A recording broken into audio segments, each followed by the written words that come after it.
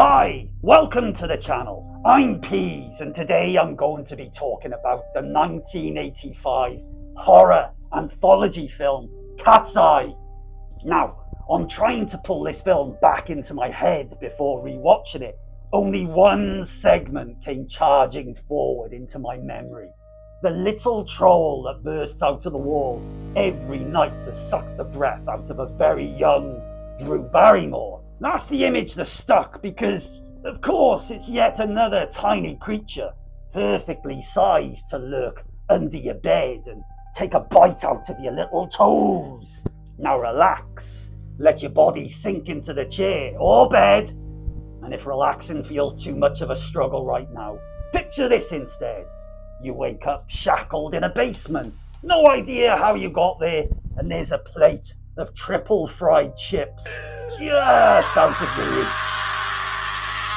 As far as I can remember, I didn't get around to Cat's Eye until I was about 15, which was the actual age rating for this film. Didn't matter, even at 15, that little bastard troll popping out of his little magic door in the wall still gave me a sweaty night under the covers.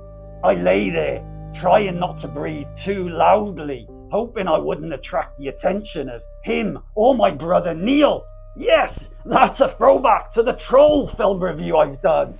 And if you don't know what I'm talking about, I reviewed the film Troll recently and I talked about how my brother was possibly a troll. Stephen King, your favorite novelist and master of modern horror, has written his first motion picture screenplay. A wandering stray cat becomes the thread linking three Stephen King tales in Cat's Eye, giving the anthology a sense of eerie continuity as it moves from psychological menace to supernatural danger. The cat is drawn across cities by an unseen pull towards a young girl, and along the way, it slips into the lives of people trapped in their own private nightmares. The first story, Quitters Inc., follows Dick Morrison, who joins a smoking cessation program that enforces abstinence through surveillance, electric shocks, and threats against his family. The cat is used as a demonstration of the group's cruelty, set in a tense, paranoid tone. The second tale, The Ledge, shifts into a high-rise thriller as a jealous millionaire forces his wife's lover to walk a narrow ledge around a penthouse or die trying, with the cat drifting through as a silent witness. The final segment, The General, brings the cat to the girl that it has been seeking, where it becomes her protector against a tiny, malevolent troll that emerges from her bedroom wall to steal her breath. The film blends suspense, dark humour and fantasy, with the cat's journey giving the anthology its emotional spine. The last story in particular stands out for its imaginative creature effects and the cat's unexpected heroic role. Watching this again recently gave me nothing but joy. This is peak 80s horror. Loud, weird, confident, nailing every trope the decade was obsessed with. That's the beauty of an anthology. You get to feed every flavour of horror fan in one sitting. And if you're like me, someone who enjoys the full spectrum of horror chaos, this plays like an all-you-can-eat buffet. With 3 short films packed into one feature, it only feels right to give each segment its own spotlight and its own judgment. First up is Quitters Inc., my second favourite of the 3 stories. James Woods is trying to stop smoking, and the organisation guiding him uses a very direct motivational style. People could call it harsh, but the threat of stop smoking or we'll hurt your wife or someone you love is always going to hit harder than any threat aimed at you. It's brutal, but it's effective, and that edge is what gives this segment its bite. The tension is solid, but it leans more into thriller and dark comedy than straight horror. Watching James slide from calm to twitchy, desperate addict is great fun, and the scenes where he tries to sneak a cheeky cigarette in, knowing his wife could end up getting electrocuted, are sharp and mean in all the right ways. And when Quitters Inc. finally catch him out, that moment where he realizes he's proper messed up is perfect. James Woods is great as the manic, nicotine-starved wreck, while his wife is written as the most aggressively one-dimensional wife imaginable. She's so wife that when he tells her he's quitting smoking for her and their daughter, she calls it the sweetest thing she's ever heard. What in the world made you decide to quit? Doing it for you. And Felicia. That's the sweetest thing I ever heard. Even as a smoker, you get the sense that Woods' character might have thrown in the occasional uppercut in her direction, so him giving up cigarettes feels about as meaningful as him buying her a diamond ring or a pony made of chocolate and fucking rainbows. Overall, this segment is great fun and sets the tone for the rest of the film. It makes it clear we're not here for heavy, brooding horror.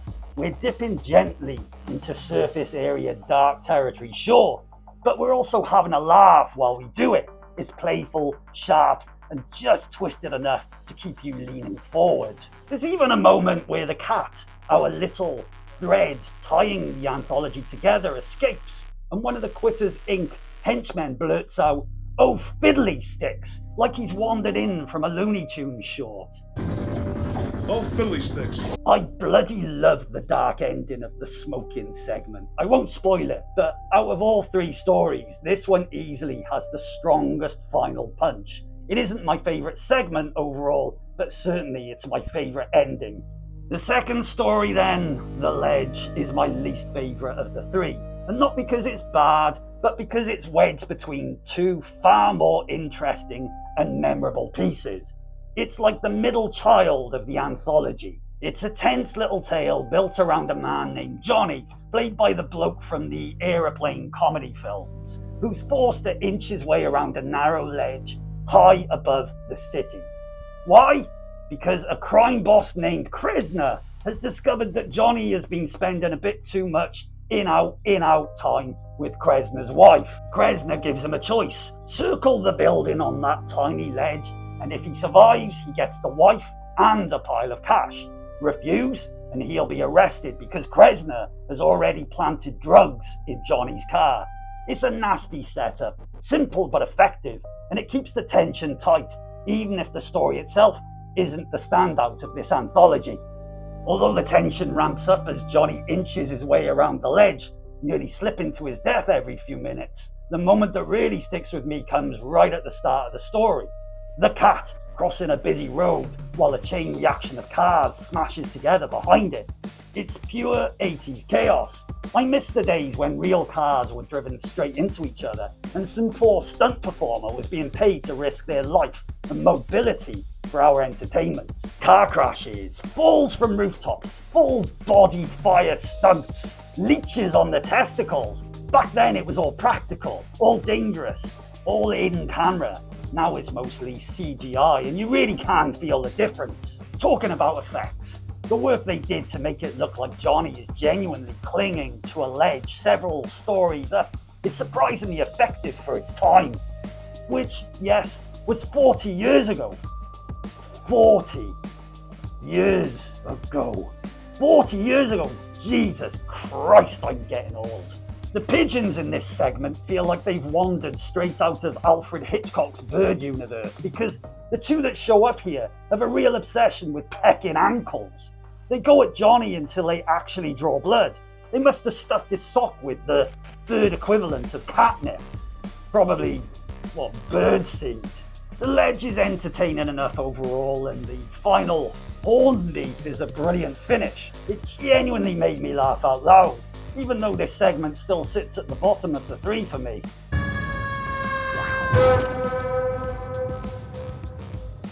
The final segment is my favourite and is easily the most frightening right from the start, with the POV of the tiny troll and its little whimpering noises as it runs through the bushes, across the garden and into the family home. That opening alone is enough to give kids the willies. Then night hits, and the troll manages to carve out a little hole in the skirting board, a tiny doorway it uses to slip into the bedroom. This one is the closest the film gets to a traditional horror story. a young child, Drew Barrymore, slowly being attacked by a dagger-wielding troll that steals her life essence by sucking the breath from her face while she sleeps. Everything about it is creepy. A defenseless sleeping child and a tiny breath-stealing troll versus the story of a bloke trying to give up smoking or a man walking around the edge of a building. This one's definitely way more frightening. The special effects in this story, for the most part, are fantastic. The giant props used to sell the troll's size work brilliantly. There's a few moments where they splice the troll footage with shots of the real room, and it does look a little bit ropey, but it's obvious they knew this during production, so those shots are kept to a minimum. The troll design itself is brilliant. Red eyes, a row of really sharp tiny teeth, and a jester-style hat with tiny bells hanging off it. No idea why that was the fashion choice, but fair enough. If you're a murderous tiny troll, you should be allowed to express yourself however you want. I bloody love the dad in this. He couldn't be more dad if he graduated top of his class from Dad University, founded by the original dad himself. He's 120% dad and about 16% faithful husband. You just know that when he's at work, he's giving the ladies a playful respect for their time slap on the butt, and somehow they're fine with it and maybe even enjoy it. Meanwhile, the wife is on dishes whenever the husband's away, and when she's not on dishes, she's trying to coax the cat into a box before it's time to go back to the dishes again. Another absolutely fantastic ending on this one. It could have gone one of two ways, and either would have been brilliant, but right up to the last second, you find yourself holding your breath and going, oh shit. I give this film an 8 out of 10. It's weird, it's scrappy, it's fun, both cozy and unsettling at the same time, like a warm, snuggly blanket that occasionally tries to suffocate your face. Have you seen Cat's Eye? If you have, I'd love to know what you make of it. And if you've watched something recently that scared the life out of you, or you've got a recommendation, or a request for me to cover next, slam it in the comments and let me feast on it like a tiny troll sucking the breath out of an older Drew Barrymore. Thanks for watching, you beautiful creature, and do consider following, subscribing and commenting, because I would 100% follow you everywhere if I could. I don't even care if you're sleeping or trying to drop a deuce. Subscribe and give me your home address. Now, I'm off to reinforce the skirting boards around my bedroom. Peace be with you, always. Praise the crown, absurd and loud, reviews the films that scare the crowd. The opening, oh god, it stinks in here. I had Thai curry before I started recording this, Jesus Christ.